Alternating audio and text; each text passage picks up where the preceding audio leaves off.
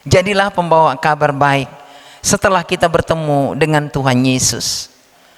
Kalau belum bertemu dengan Tuhan Yesus, ya memang gak ada berita yang akan disampaikan.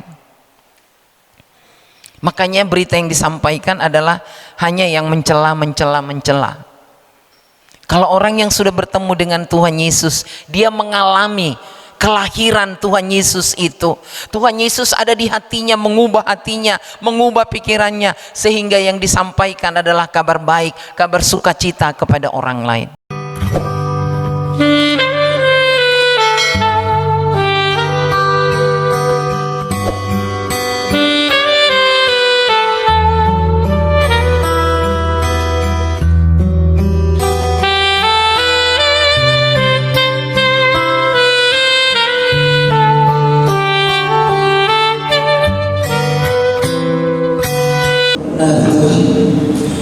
Kemurahan-Mu teramat besar dalam hidup kami.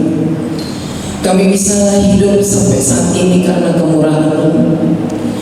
Kami dapat menerima pengampunan karena kemurahan-Mu. Kami dapat melayani karena kemurahan-Mu. Kami dapat menikmati segala sesuatu yang ada itu karena kemurahan-Mu. Kami bersyukur memiliki-Mu, Allah yang hidup. Kami bersyukur atas pertolongan-Mu. Kami bersyukur atas kebaikan-Mu. Kami dapat masuk di penghujung tahun ini, Tuhan. Kami bersyukur untuk semua ini. Saat ini kami mau merenungkan firman-Mu. Tolong kami, ajari kami agar kami dapat memahami firman-Mu. Kuasai hati dan pikiran kami. Mari Roh Kudus urapi kami masing-masing. Urapi juga hamba-Mu, pakai hamba-Mu untuk menyatakan kebenaran-Mu. Kami serahkan hati kami, telinga kami ke dalam tangan-Mu. Biarlah Tuhan yang memberkati. Dalam nama Tuhan Yesus kami sambut firman-Mu. Haleluya, amin. Silakan duduk, saudara.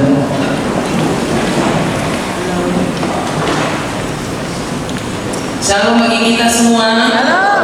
Iya, puji Tuhan, saat ini di ibadah hari Minggu yang terakhir ini kita akan merenungkan firman Tuhan di dalam Yesaya pasal 52.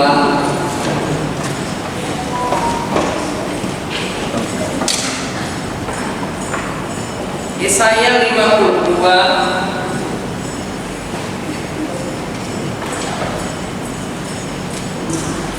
ayat 7 sampai 10. Yesaya 52 ayat 7 sampai 10.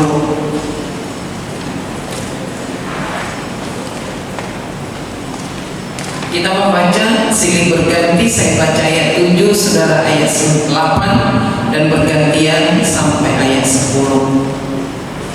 Ayat 7 demikian firman Tuhan. Betapa indahnya kelihatan dari puncak bukit-bukit kedatangan pembawa berita yang mengabarkan berita damai dan memberitakan kabar baik, yang mengabarkan berita selamat dan berkata kepada Sion, Allahmu itu Raja.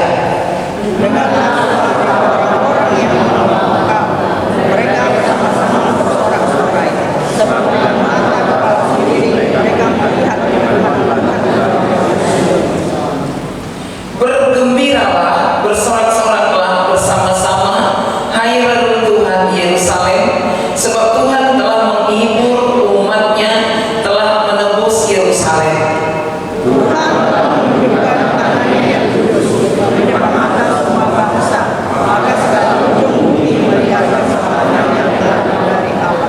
Demikian firman Tuhan.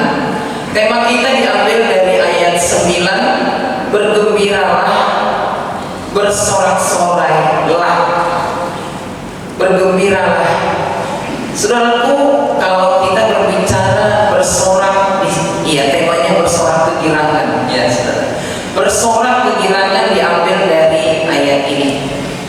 Kalau kita berbicara tentang bersorak kegirangan, saudara, pasti ada sesuatu yang terjadi. Ya. Bersorak itu dan kegirangan itu pasti ada sesuatu yang terjadi, yang dia alami, yang sudah berlama-lama, yang sudah sekian lama dinantikan.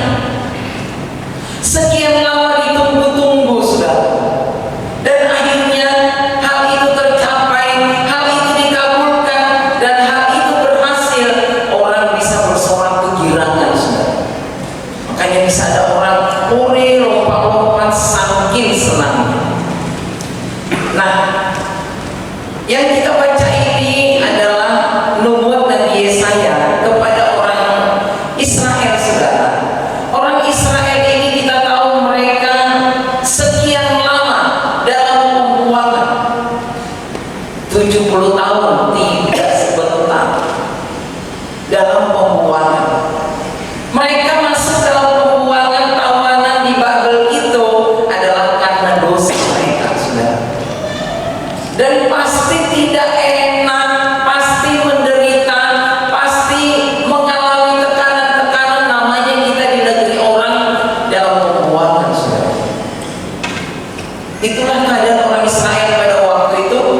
Mereka berada dalam pembuangan, dan Tuhan menyatakan firman ini kepada Yesaya, saudara, supaya Yesaya menyampaikannya kepada orang Israel. Dimulai, saudaraku, dari ayat 2. Saya bacakan di sini ayat 2. Kebaskanlah debu daripadamu, bangunlah hai Yerusalem yang tertawan. Bangunlah hai Yerusalem yang tertawan. Dimulai dengan kata yang indah ini, hei Yerusalem, bangunlah. Bangunlah dari penderitaanmu, bangkitlah dari penderitaanmu yang sudah bertahun-tahun kamu alami. Bangunlah hai Yerusalem yang tertawan. Ini nubuat yang disampaikan oleh Nabi Yesaya, saudara. Hal ini memang sangat-sangat membuat hati mereka kegirangan, bersorak, bergembira. Wow, penderitaan kita akan berakhir. Penderitaan kita akan berakhir. Kita akan kembali ke Yerusalem. Kita akan kembali ke negeri kita. Kita akan mengalami berkat-berkat Tuhan. Tidak lagi menderita di sini. Itu pasti ada dalam diri mereka. Sehingga dikatakan mereka bersorak-sorak kegirangan, saudara. Nah, nubuat ini juga, saudaraku, adalah juga tentang janji Allah akan mengutus anaknya yang tunggal ke dalam dunia, yaitu Sang Mesias, saudara. Jadi Nabi Yesaya sudah menubuatkan hal ini, bahwa akan datang Sang Juru Selamat. Dikatakan Allahmu itu adalah Raja, saudara. Dikatakan Allahmu itu Raja. Allah itu dikatakan akan datang ke dalam dunia dalam diri Yesus Kristus. Dia adalah Raja. Dan ini sudah dijanjikan, saudara. Dan itulah yang kita peringati, saudaraku, tanggal 24 dan tanggal 25. Allah kita itu yang menjadi manusia, Dia adalah Raja di atas segala raja. Sang Raja itu, saudaraku, sudah lahir ke dalam dunia ini. Sang Raja itu sudah kita sambut. Sang Raja itu kita sudah peringati. Sang Raja itu sudah kita aminkan dan kita terima dalam hidup kita, saudara. Karena hanya orang yang sudah menyambut Sang Raja itu, Juru Selamat itulah yang mau, saudaraku, merayakan Natal. Kalau yang enggak. Karena mereka tidak mengalami, saudara. Kelahiran Yesus Kristus itu mereka tidak alami. Malahan orang gak suka dengan Natal, saudara. Karena baginya ada juga itu hal yang negatif, dianggap kenajisan, saudara. Tapi saudara dan saya yang sudah menyambut kelahiran Yesus itu, kita sangat bersuka cita mengingatnya. Kita sangat bersuka cita merayakannya, saudara. Karena wow, Sang Juru Selamat saya itu menebus saya. Kalau tanpa Dia hidup saya ini tidak berarti. Tanpa Tuhan Yesus manusia binasa. Tanpa Tuhan Yesus manusia tetap terikat dalam kuasa dosa. Tanpa Tuhan Yesus manusia tidak mampu melepaskan diri dari belenggu dosa. Karena itulah sehingga ada kegirangan,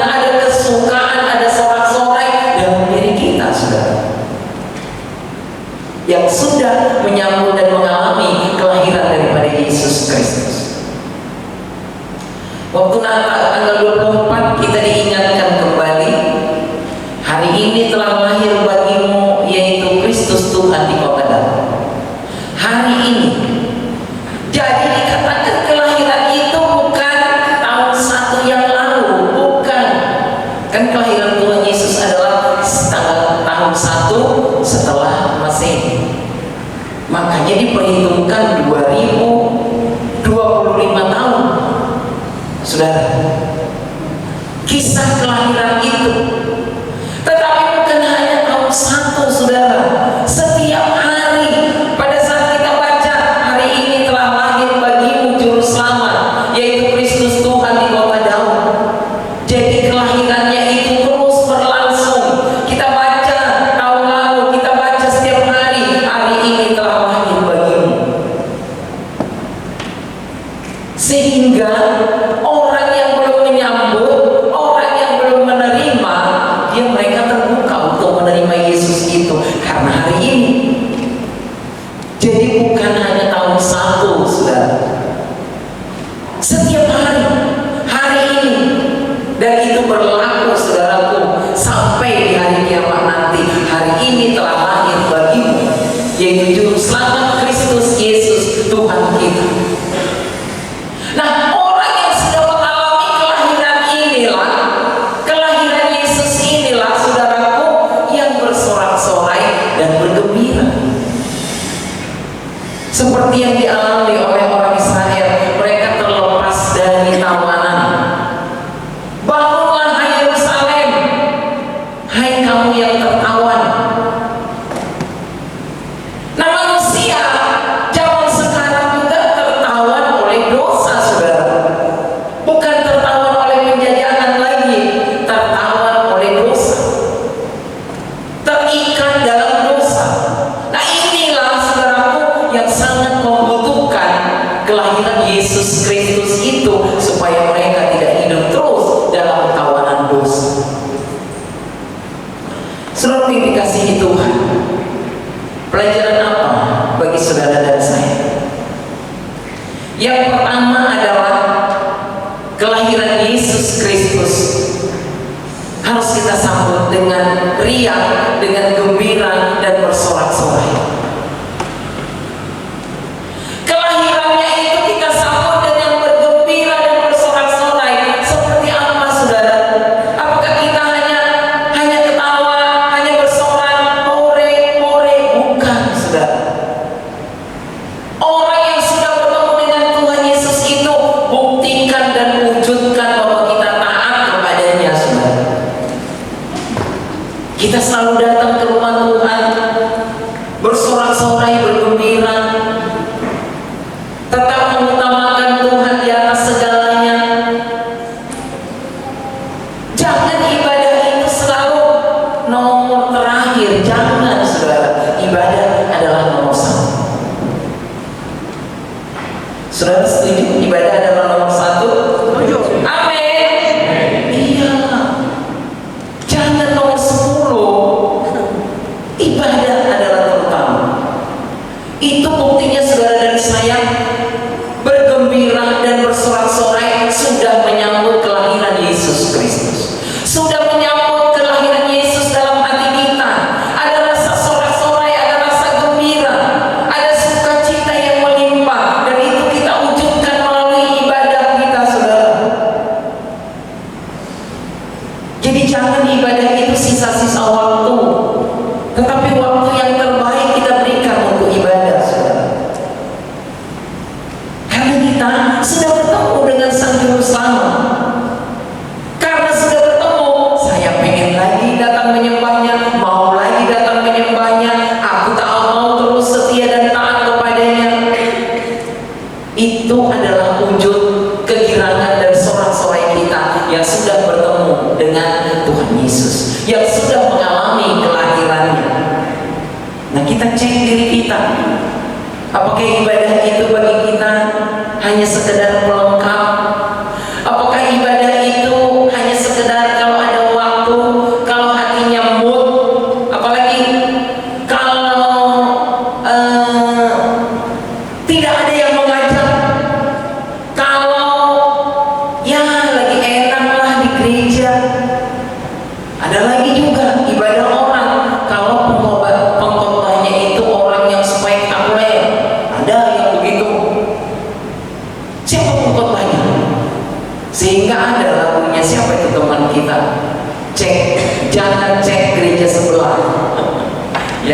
Saya suka itu dengan lagu.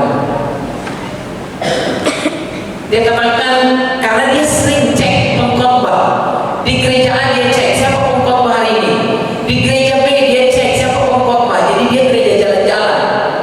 Di GKR Salom dicek siapa pengkhotbah. Oh, pendeta dalam, ya udahlah, nanti minggu depan aja. Jangan saudara. Kalau ibadah itu adalah prioritas dalam hidup kita, kita bukan memandang siapa pengkhotbahnya. Karena kita tetap melakukan itu dengan segenap hati, saudara.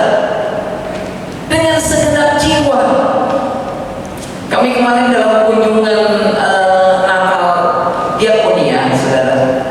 Diakonia, teman-teman bilang begini, suatu saat nanti kalau KKR lagi, bisa nggak diundang Bu Daud Tony?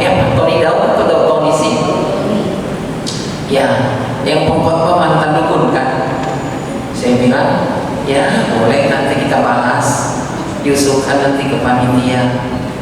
Terus juga, Muhammad Paulus juga kita suka, boleh nanti suatu saat diundang lagi gitu. Jadi ya rupanya dalam obrolan-obrolan bisa juga yang begitu keluar ya. Tapi nggak mungkin juga setiap waktu kan kita undang kan. Kalau Daud Tony saya bilang, waduh nanti dia masih punya penglihatan nggak ya? Nanti dia punya penglihatan, di sana ada setan, di sana ada ini. Terus semuanya takut karena mantan dukun ya. Ya, saudara tahu kan beliau itu? Ya, kesaksiannya kenapa dia bertobat? Daud Tony itu menyantet seorang pendeta tidak mempan, disantet tidak mempan, akhirnya santetnya kembali kepada dia. Di situ dia baru menyadari, siapakah dia ini? Oh, yang dipercayai. Siapakah? Tuhan Yesus. Oh, dia lebih sakti dari apapun. Jadi ya boleh juga sih diusulkan nanti ke panitia Natal berikutnya. Nah, saudara indikasi itu kan, yang pasti prioritas kita beribadah bukan tergantung siapa pengkhotbah. Karena memang kita taat kepada Tuhan setelah kita berjumpa secara pribadi. Seperti orang Majus, meskipun mereka dari kejauhan, waktu mereka tahu lahir seorang raja, mereka datang dari kejauhan dan mereka datang sujud menyembah, dikatakan, dan mengeluarkan harta bendanya. Selalu yang dikasih Tuhan luar biasa. Ya memang Tuhan tidak menuntut kita harus mempersembahkan emas kepada Tuhan, enggak. Tapi saya melihat, wow, padahal mereka ini bukan orang Kristen, saudara, ilmuwan luar biasa, ilmuwan perbintangan. Jadi mereka tahu kalau ada bintang ini ada artinya, ada kelahiran raja, dan mereka terus menelusuri mengikuti bintang itu, saudara, sampai mereka bertemu dengan sang raja yang baru lahir, yaitu Tuhan Yesus Kristus. Nah, bagaimana dengan ketaatan kita, saudara? Kita cek ketaatan kita kepada Tuhan Yesus. Sudahkah ibadah prioritas dan memuliakan Tuhan adalah prioritas hidup kita?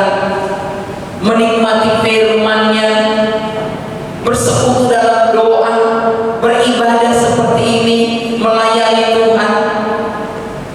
Orang yang sudah bertemu dengan Tuhan Yesus Sang Juru Selamat itu, itulah prioritas hidupnya, saudara. Kemarin saya salut dengan seorang ibu, dia membaca Alkitab katanya udah 13 kali, luar biasa. Saya bilang, hah? 13 kali? Waduh, saya baru 2 kali membaca Alkitab dari Kejadian sampai Wahyu. Ya, bisa saya baca itu berpasal-pasal, baca terus. Wah, kita perlu belajar ini. Sampai di satu tempat katanya ditanya dia, ibu menginjil? Enggak. Ibu sebagai apa? Ya, jemaat biasa. 13 kali baca Alkitab, luar biasa. Jangan-jangan kita yang hadir ini juga 1 kali pun baca Alkitab belum pernah, ya kan?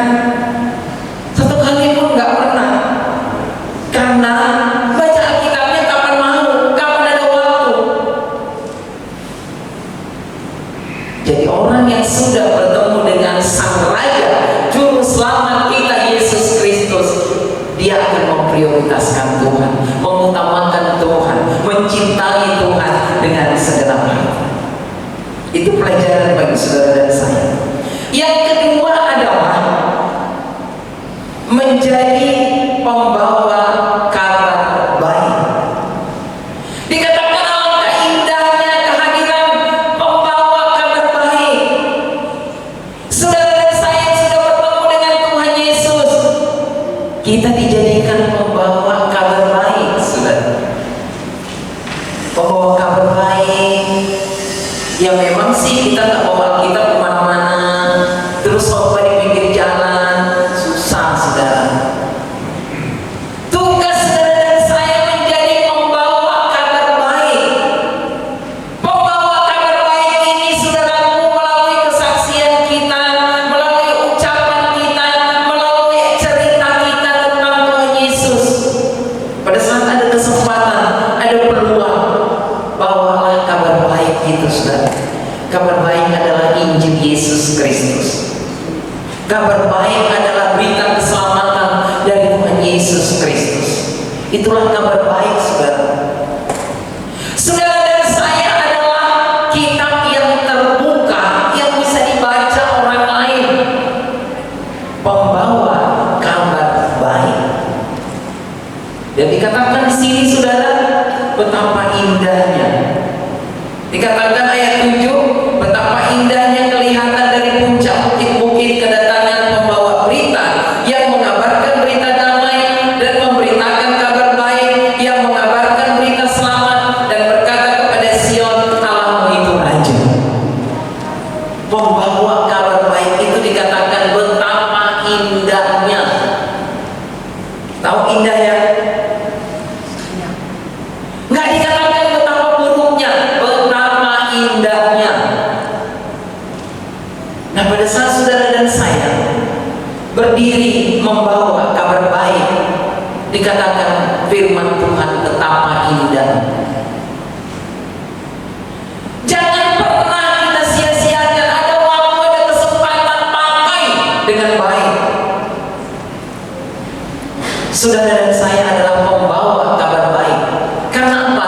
Kita sudah bertemu dengan Sang Juru Selamat. Kita adalah pembawa kabar baik. Dimanapun, kapanpun, dalam keadaan apapun. Jadi pembawa kabar baik itu, saudara, bukan yang hanya lulusan sekolah teologi.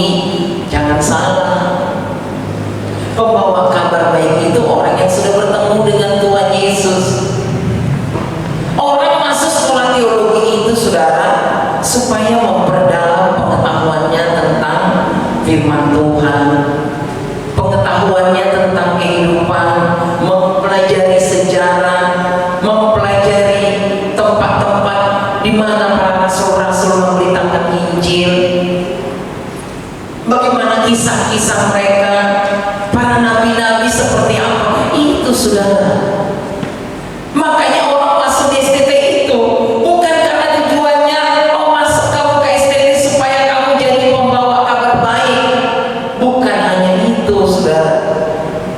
Jadi pembawa kabar baik ini adalah setiap orang percaya yang sudah bertemu dengan Tuhan Yesus. Tugas saudara dan saya adalah membawa kabar baik. Amin, saudara. Amin. Kita lakukan tugas ini.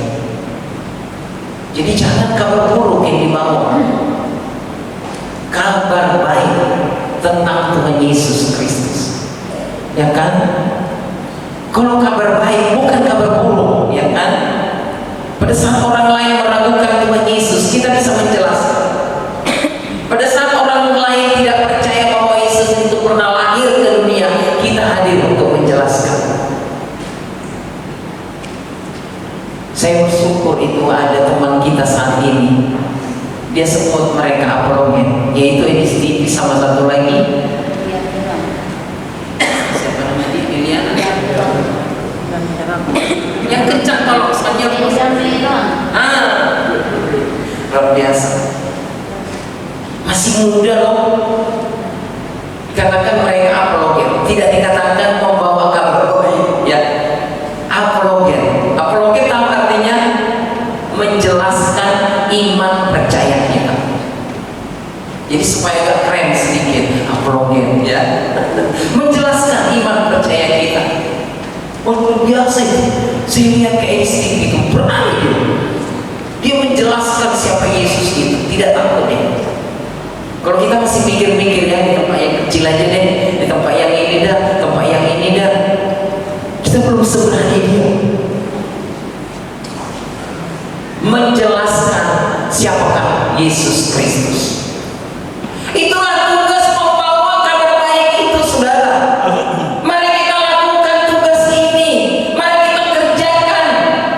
Jangan pada saat kita hadir membawa berita buruk, membawa gosip-gosip, menjelek-jelekan orang, mencela-cela orang. Jangan. Membawa kabar baik. Terkadang tanpa disadari saat ngumpul udah menjelasi A, B, C, D, udah habis yang akan dicela, udah bingung cela siapa lagi ya. Jangan, kita pembawa kabar baik. Kita lakukan tugas ini, saudara. Jadilah membawa kabar baik yang baik dan menjadi teladan bagi orang lain. Karena ingat, kita adalah surat Kristus yang terbuka yang bisa dibaca oleh orang lain. Pembawa kabar baik. Karena itu, saudara yang dikasihi Tuhan, mari kita lakukan tugas ini. Mari kita kerjakan. Jadilah membawa kabar baik setelah kita bertemu dengan Tuhan Yesus. Kalau belum bertemu dengan Tuhan Yesus, ya memang gak ada berita yang akan disampaikan. Makanya berita yang disampaikan adalah hanya yang mencela.